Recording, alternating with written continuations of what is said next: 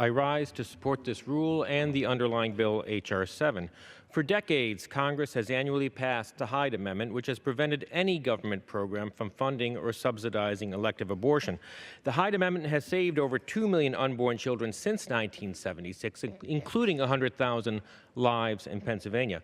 For decades, this annual restriction on taxpayer funding of abortion has been referred to as the Hyde Amendment because it was the late Congressman Henry Hyde from Illinois who sought to protect as many unborn children as he could during his service in Congress.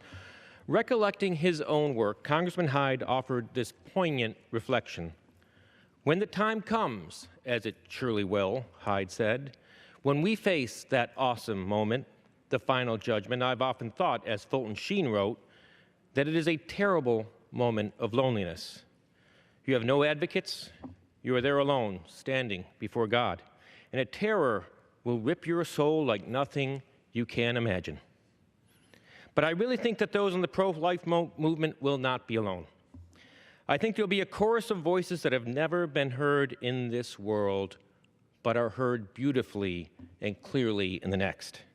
They will plead for everyone who has been in this movement. They will say to God, spare him because he loved us." Henry Hyde is not forgotten, and this work goes on.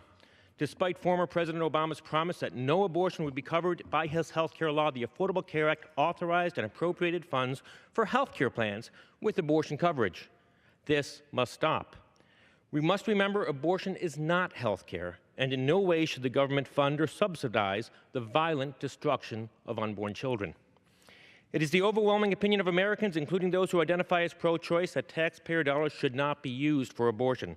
This legislation is absolutely essential to apply the principles of the Hyde Amendment consistently across the federal government.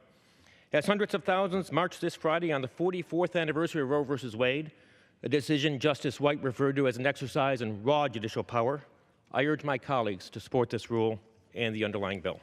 I yield back.